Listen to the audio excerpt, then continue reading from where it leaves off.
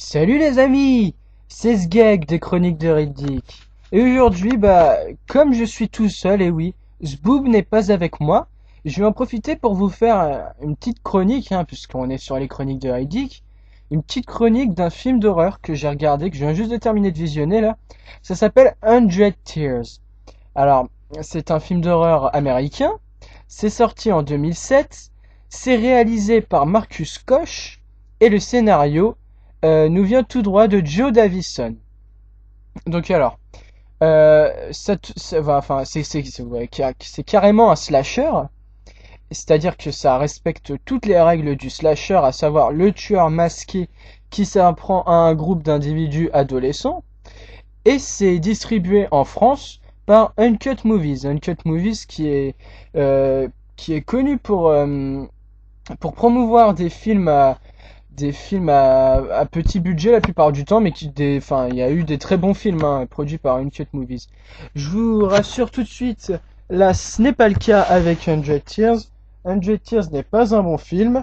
Passons à la chronique. Donc voilà, donc là, en fait, ça c'est la jaquette du film, quoi. Alors, la jaquette, c'est très important. C'est ce que les gens voient en premier en général dans un film d'horreur. Donc ça avec le trailer. Bon, le trailer, je l'avais pas regardé. Là, j'aurais peut-être dû le regarder. Ça m'aurait évité de regarder cette bouse infâme. Mais bon, en attendant, la jaquette, toujours est-il qu'elle est là et qu'elle est fort bien réalisée. Ça, il faut le dire. Elle donne vraiment envie de regarder le film. Moi, quand je l'ai vu, je me suis dit, ouais, ça a l'air génial, le clown. En plus, franchement, il est pas mal, le clown. Ça va, ça aurait pu être pire. Euh, voilà, à ce niveau-là. Ensuite, pour ce qui est du film en lui-même, je vais rapidement vous parler du synopsis. Donc, donc le clown qu'on voit en question là. Ça fait 20 ans qu'il sème la terreur dans une petite bourgade des États-Unis. Enfin bon, bref, voilà quoi, c'est classique jusque-là. Et puis il y a deux amis journalistes, donc le gros porc que vous pouvez voir là, avec sa calvitie bien dégueulasse, et la meuf, sa pote qui est censée être la bonne meuf. Moi, je vous laisse constater, hein. En matière de bonne meuf, il y a eu des trucs beaucoup mieux. Donc eux deux sont journalistes et ils savent pas, ils travaillent pour un petit journal local de merde et ils ont rien à se mettre sous la dent là. Donc du coup, ils choisissent de s'intéresser de plus près au tueur, au tueur clown et, d'en faire un article. Et donc du coup, ils commencent à enquêter sur lui. Et ils vont vite se retrouver à le suivre et à enquêter, donc à aller sur les scènes de crime, récolter des indices, et puis tomber nez à nez finalement avec le clown.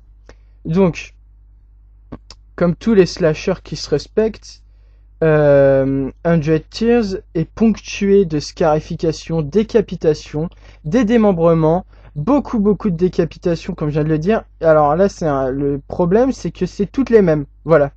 Donc en fait, dans 100 Tears, on a l'impression que c'est la même décapitation qui tourne en boucle et qu'ils auraient juste changé le personnage.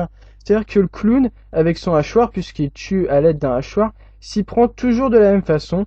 Il coupe toujours du côté gauche. Je n'ai pas compris pourquoi, mais c'est comme ça. Donc toutes les décapitations, c'est la même sauce.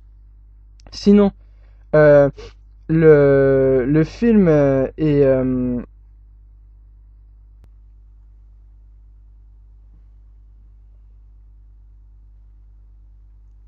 Le film est découpé en séquences, c'est-à-dire que au tout début, ça commence par l'explication, en gros la présentation des personnages, tu sais ce qui va se passer durant le film, le job des mecs et tout. Ensuite, tu as une scène de torture, de boucherie, une scène d'investigation, une scène de boucherie, une scène d'investigation, et c'est ça pendant 1 heure et demie. Donc c'est pas original pour deux couilles. En même temps, les slashers, c'est pas connu pour être très originaux, mais dans le scénario, il y a aucun rebondissement, rien du tout. C'est plat, mais je te jure, comme le cul de. Et donc, pour en revenir à ce fabuleux slasher qui est 100 Tears, enfin voilà, tu vois, je veux dire, les slashers c'est pas forcément très originaux, mais dans les Scream, tu avais des gros retournements de situation que personne n'aurait pu prévoir, notamment dans le premier. Enfin, là t'as pas, enfin, bien sûr il y a des événements qui veulent être des retournements de situation, qui sont présentés comme tels, mais c'est pas du tout le cas. Enfin, je veux dire, ça tombe à l'eau, quoi. C'est prévisible voilà, c'est vachement prévisible. Les trucs, tu les vois arriver depuis Tokyo, quoi.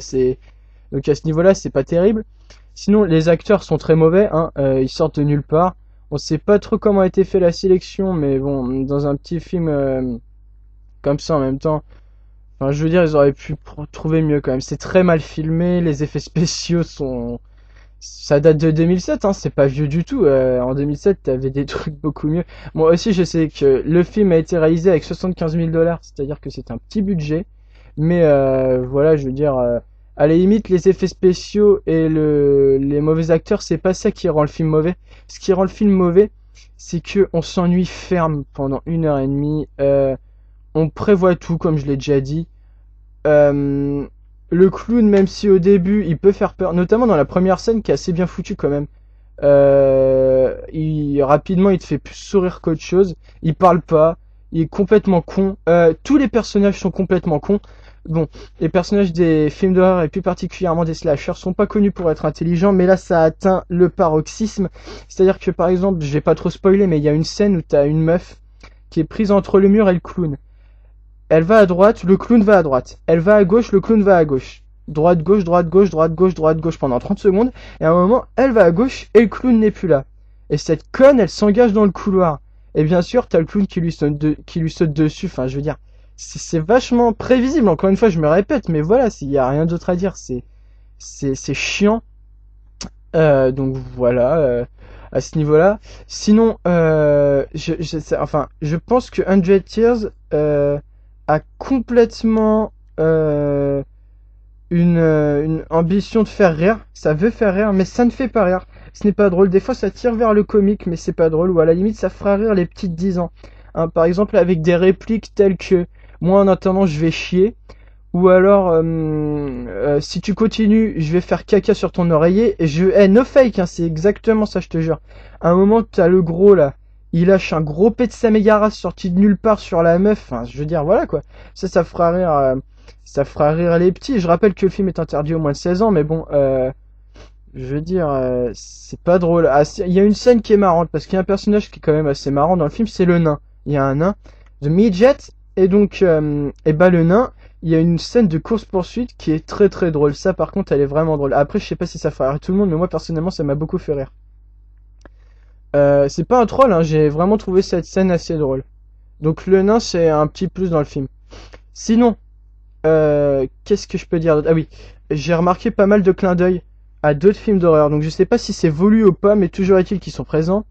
Par exemple, le flic, le gros black s'appelle Spaulding. Donc ça c'est une référence directe au film de Rob Zombie, La Maison des Mille Morts et The Devil's Reject.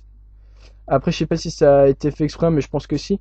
Le tueur laisse des larmes de sang sur les lieux des crimes.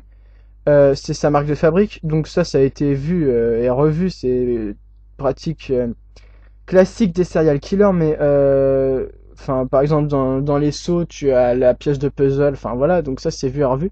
Et tu as exactement la même scène que la scène de la hache dans Shining.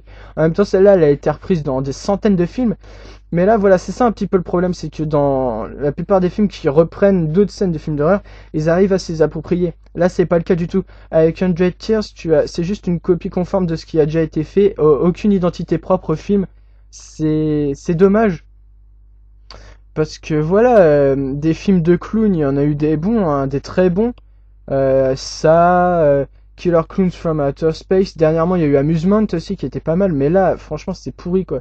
Donc voilà, pour la bande son, c'est de l'indu de merde. Alors en fait, c'est pas compliqué, tu prends tout ce qui a été fait de plus mauvais en indu. J'ai pas cité de groupe, hein. Non, j'ai pas cité de groupe. Tu prends tout ce qui a été fait de plus mauvais en matière d'indu, et ben ça c'est encore pire en fait. Et c'est ça. Donc pendant toutes les scènes de boucherie, tu as de l'indu qui tourne à fond, mais de l'indu vraiment désagréable, hein. Moi j'aime beaucoup l'indu, et là c'est pas possible. Donc ça c'est la bande son, c'est franchement pas un point fort dans le film. Au final, bah, tu te retrouves avec 100 Tears devant un film avec aucune prétention, et heureusement, parce que, bah voilà, quoi qu'il y avait eu pas mal de... Enfin, le film est un peu sorti de nulle part, hein. On trouve pas beaucoup d'informations dessus sur Internet, ni sur les scénaristes et le réalisateur, mais c'est pas plus mal, franchement, je veux dire... si c'est pour nous pondre des trucs comme ça, vaut mieux pas essayer de se renseigner dessus. Donc voilà, pour 100 Tiers, je pense que tout a été dit à peu près.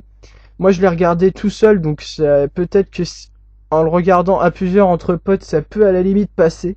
Moi, je vous le déconseille fortement, même si vous vous faites vraiment chier, que vous avez rien d'autre à faire. Il y a des films beaucoup plus intéressants que ça.